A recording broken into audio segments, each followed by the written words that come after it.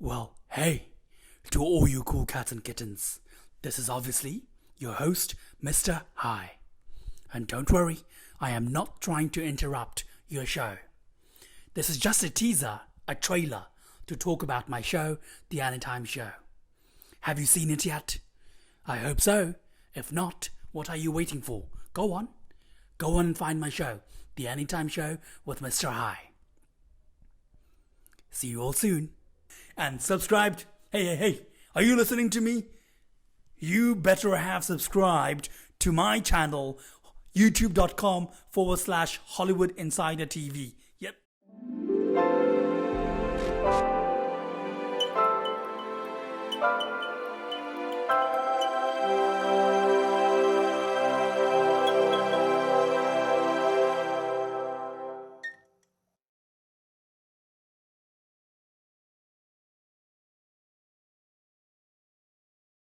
Today's episode is titled Fact Check Series 32 Facts About Jordan Peele. And this article was written by Carrie Fishbane. Jordan Peele has one of the most diverse resumes in all of Hollywood. Few people can claim to have been half of one of the funniest comedy duos in Hollywood, directed two critically acclaimed psychological thrillers, and voiced a stuffed bunny in his downtime. His career seems to have been decided by putting a bunch of film-related words in a scrabble bag and see what comes out. Peele is one of the most recognizable names in showbiz today, and it's not hard to see why. Fact 1. He's a New Yorker, born and raised. Jordan Peele spent the majority of his early life in Manhattan's Upper West Side. He didn't go far for college, as he went to Sarah Lawrence College in Yonkers. In college, he met Rebecca Drysdale, a future Key and Peele writer, who he later dropped out with to form a comedy duo. Fact 2. He had dreams of puppeteering. Kids, if your parents ever tell you to find a more practical college major, tell them famed Oscar-winning director Jordan Peele majored in puppeteering, an incredibly lucrative career choice. This might have been a precursor to Peele's work in voice acting. I think I know somebody who you can relate to. Little homie. What up? Fact 3. Peele had a bit of an unconventional wedding. Peele married Brooklyn 99 actress Chelsea Peretti in 2016, making them one of comedy's greatest power couples. The two of them had a quiet elopement, and a dog in a Hawaiian shirt served as the witness, keeping the occasion super classy. Fact 4. He met Keegan Michael Key on another TV show. Possibly the best comedy duo of modern day, Keegan Michael Key and Jordan Peele starred in Key and Peele for 3 seasons on Comedy Central. However, this was not the first time the two comedy geniuses acted together. They first met when they were both acting on Mad TV. Fact 5. He won an Emmy for his Mad TV song Sad 50 Cent. Jordan Peele is a renaissance man no matter what way you look at it. Nothing proves that more than the fact that he showed off his songwriting chops on Mad TV and won an Emmy for it. The song was a parody of 50 Cent and Kanye West's rivalry. Put together rhymes and be so fly. Said put together rhymes and be so fly. Woo! Fact 6. He auditioned for SNL. Peele gained attention because of his impressions on Mad TV. This gave him the confidence to audition for Saturday Night Live. But unfortunately, he was passed up. He had quit Mad TV to audition, and he calls this the biggest blow to his career. Fact 7. Key and Peele fans should listen up while watching animated shows and movies. While Key and Peele is no longer on the air, fans should pay attention while watching animated shows and movies. The duo made a guest appearance in the popular animated show Rick and Morty as fourth-dimensional beings. Past the dinosaurs. You know how much time has passed the dinosaurs? Half of all time! Come on, man. It's this way. Come on, give me. They also voiced hyenas in 2019's The Lion King and Ducky and Bunny in Toy Story 4. They always stand out as the voices of the funniest characters in already funny works. Fact 8. Key and Peele have an animated movie coming out in 2021 called Wendell and Wild. For the most part, Key and Peele have only voiced supporting roles in movies and TV shows, but in 2021, the comedy duo will take center stage again in Wendell and Wild. Not much is known about the plot, but based on the movie's IMDb profile, it's about two demonic teens fighting against goth kids. Fact 9.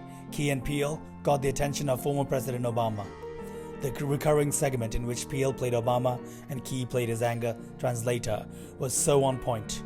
Obama hired Key to make an appearance at the White House Correspondents' Dinner. And why am I required to come to it?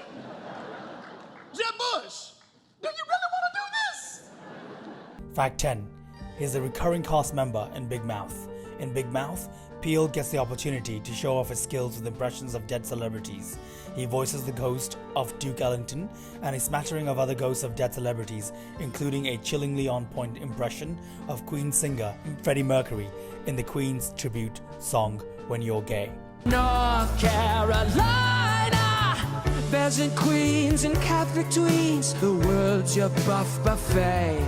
Fact 11. The Emoji Movie made him quit acting. We all know the Emoji Movie, right?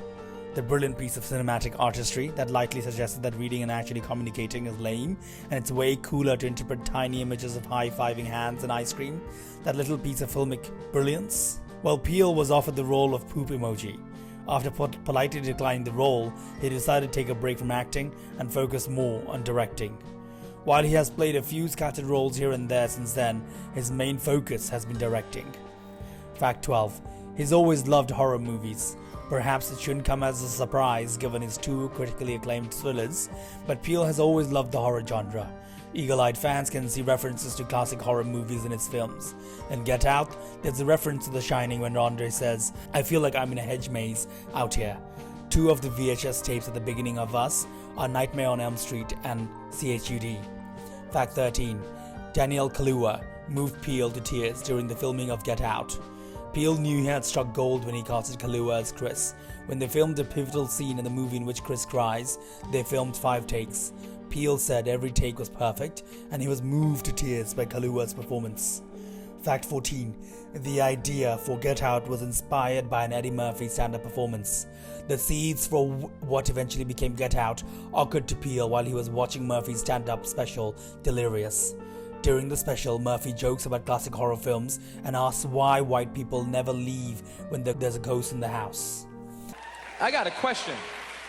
Why don't white people just leave the house when there's a ghost in the house? Fact 15. He's no sellout. When Universal Pictures asked Peele if he was willing to do a sequel for Get Out, he said he was open to it, but it would only do it if a really good idea for a sequel comes up. He doesn't want it to be a cash grab. Fact 16. The theme music for Get Out is sung entirely in Swahili, except for one word, brother. Composer Michael Abis said this was because he felt the term brother is a universal expression amongst black people that didn't need to be translated. Fact 17. Why was Alison Williams casted in Get Out? Peele says Williams reminded him of someone you knew and had a crush on when you met her at summer camp. A man can easily be attracted to this trait in a woman without seeing who she really is. Fact 18. After the success of Get Out, Peele started a new class at UCLA. The class was called Sunken Place, Racism, Survival, and the Black Horror Aesthetic.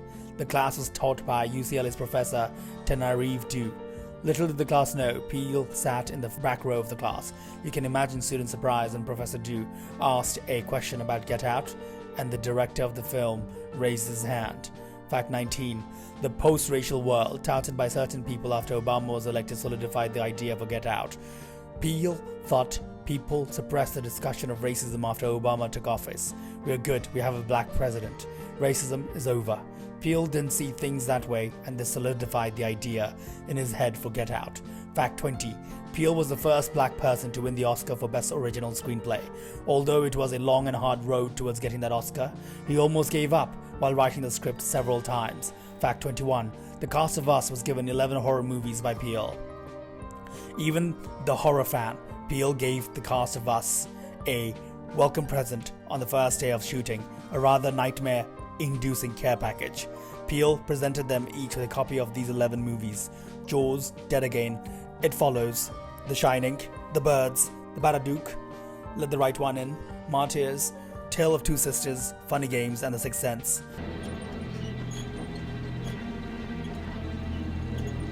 need a bigger boat. Fact 22. Look closely for the Get Out Easter egg in Us. The words Get Out are scratched onto the side of the entrance of the Hall of Mirrors. Fact 23. He's not a sellout, but Us made enough money in case he wants to be. Opening weekend of Peele's second foray into thrillers grossed $71 million, the highest amount of money any original horror movie has made on opening weekend. The film also just barely missed the record for highest grossing original live action film in opening weekend. Avatar beat it by just $6 million.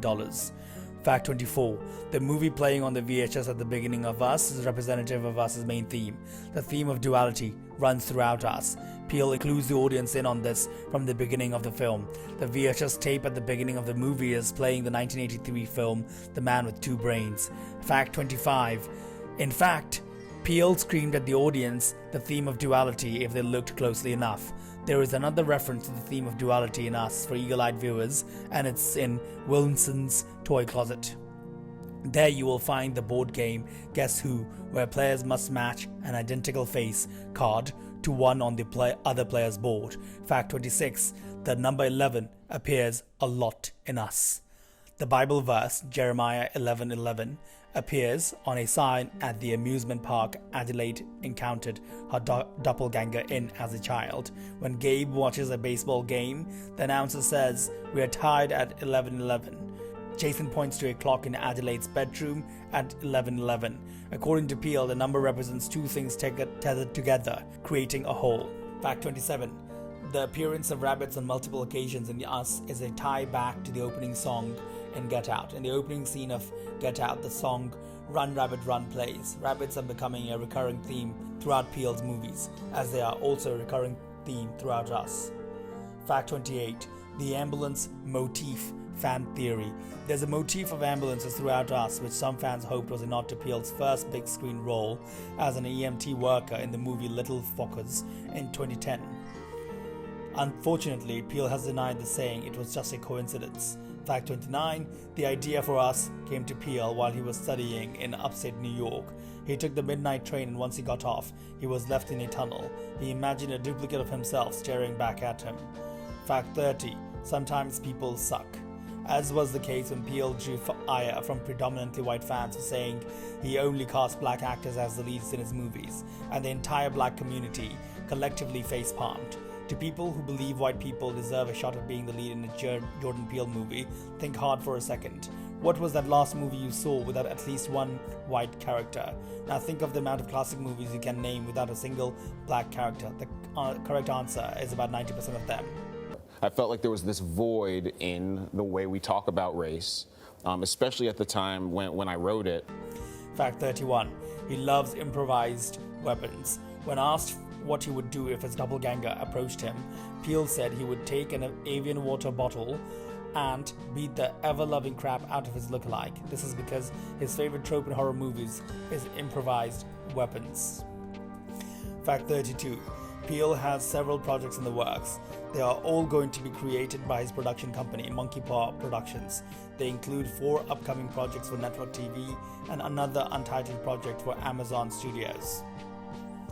We at Hollywood Insider continue to support Jordan Peele and all his works. Thank you.